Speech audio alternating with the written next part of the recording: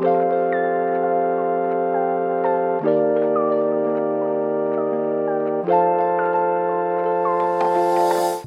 today I'm sharing 5 questions that every CEO or business owner should be asking their assistant, their potential assistant, and more importantly, what you should actually be looking for within their answers. So let's get into it. Question 1, tell me about a time you had to manage completing priorities. As a CEO or a business owner, you're probably going to have a lot of things going on at the same time. And you might have meetings, you might have deadlines, travel arrangements, employees, clients, personal responsibilities. And when something is happening unexpectedly, how do you want your assistant to react? So you don't necessarily need an assistant who can complete a task when you give them every specific instruction. You need someone who can look at everything that's happening and determines what needs to happen now, what is urgent, what can wait, and what is the biggest impact. And that's why I would ask them for an example. You don't just have to ask how you prioritize, because anyone could say, I'm very organized. Ask them to tell you about the time they can actually manage multiple deadlines. How do they complete that? And how did they make the decision about what came first? And listen to how they can make that decision. Did they consider deadlines? Did they consider an important task first? Did they communicate with people involved? Did they get anyone else to help them if they didn't have the bandwidth? Did they know when it comes to their executive what to ask for when it comes to clarification? Because sometimes being a great assistant isn't about knowing how to do everything. It's about knowing what needs to be done first. And that actually brings me to my second question, because prioritizing tasks is great. It's needed in everyday life, to be honest. But what happens when your assistant can recognize what you need before you even ask? So the second question would be, tell me about a time you anticipated someone's needs. This is probably one of my favorite questions, because I think this is where you can actually really separate a good assistant between a great assistant. And a great assistant shouldn't always have to wait for you to say something. Hey, can you do this? Hey, are you paying attention? Are they learning your certain preferences or noticing patterns? For example, maybe they know you're traveling next week and realize your transportation hasn't been arranged. Or maybe they notice that you have back-to-back meetings and make sure you have everything you need before the meetings even start. Maybe they recognize that you ask for the same report every Monday, so eventually they just have it prepared for you without even asking. That's anticipation. And I would ask the candidate to give you a real life example of when they've actually done this, because there's a difference between saying I'm proactive and not actually following through. But when you're hiring an assistant, you also have to give that person access to a lot of information in order for them to anticipate those needs. Just don't hire them and then expect them to know right off the bat what to do. And that brings me to question number 3. How do you handle confidential or sensitive information? Now, this is extremely important. An assistant can potentially have access to your calendar, your email, your travel plans, financial information, business conversations, employee information and sometimes personal matters. I've been in situations where I've actually known my employer's social security number and they don't even know. So that's how personal and in their business your assistant could possibly be in. And that's why it's very important for you to hire someone that you trust, and vice versa. If you're an assistant, you should be able to be trustworthy and trust your employer as well. So trust isn't just about having a nice quality to have. It's a part of the job. I would ask your candidate how they determine what information should remain confidential, and then ask the candidate how they determine what information should remain confidential.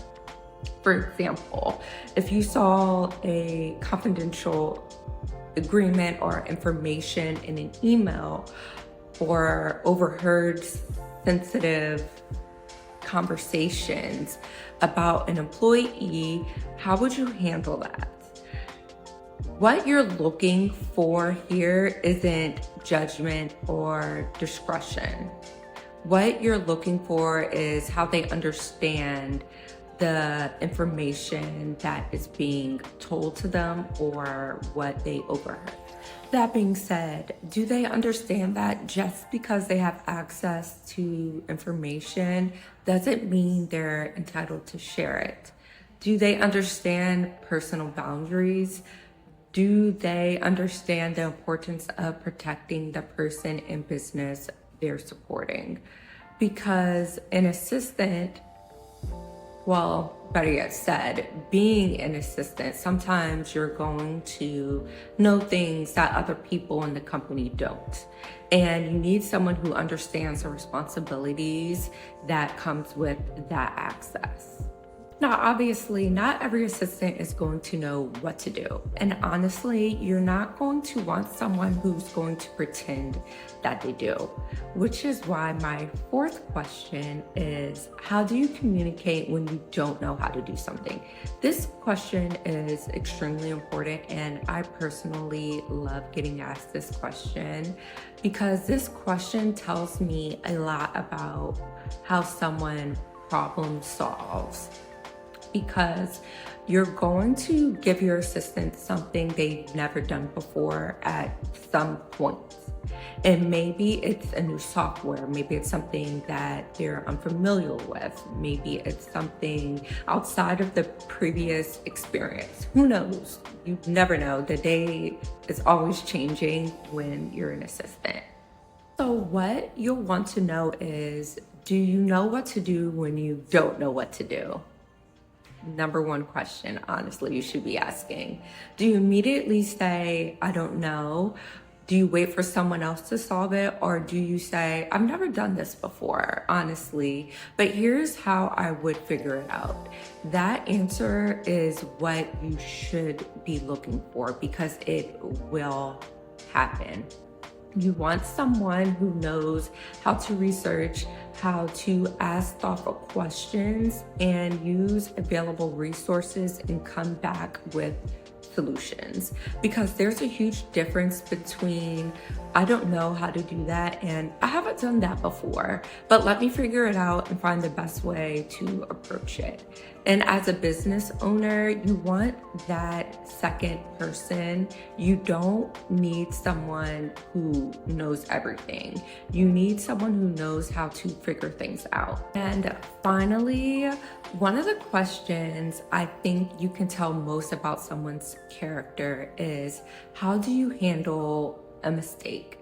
This is extremely important. I know I said that about all of the questions, but this one's also extremely important because let's be honest, mistakes are going to happen. They will. And even the most experienced assistant is going to make a mistake at some point. So I don't necessarily think you should be hiring someone who tells you they've never made a mistake. Instead, ask them, tell me about a mistake you made at work and how did you handle it? And then really listen. Do they take responsibility? Do they explain what they've learned? Did they communicate when they made the mistake and then they quickly try to resolve it with a solution? And what steps did they take to fix it? And most importantly, did they change something about their process so it wouldn't happen again? Because that's the answer you should be looking for. You should be listening on how they make those decisions based on their character. What we're looking for is someone who just doesn't make any mistakes. They're honest about their mistakes. They take ownership and much rather would learn from it and grow from it. That's how you can tell someone who just makes mistakes and tries to hide it, or they take accountability. And that is incredibly important based on how closely you'll be working with this person. So those are my 5 questions I would love to ask if you are an assistant, or if you are a business owner or a CEO and you're hiring for an assistant. Have you noticed you asking these certain questions, or are you simply asking, have you managed my calendar before, or do you know Microsoft Office? Now, don't get me wrong, if your priority is just Microsoft 360 and you want someone to manage your calendar all day, so be it. But I do think it's more important to know someone's unteachable skills, so to speak. How does this person think? Do they prioritize? Do they anticipate? Are they good at using sound and good judgment? Can they problem solve? Are they quick thinkers? And can you trust them to take ownership when something goes wrong? Because at the end of the day, you're not just hiring someone to take tasks off your plate. You're hiring someone who you can trust with your time, your business, and potentially maybe even your personal life 24/7.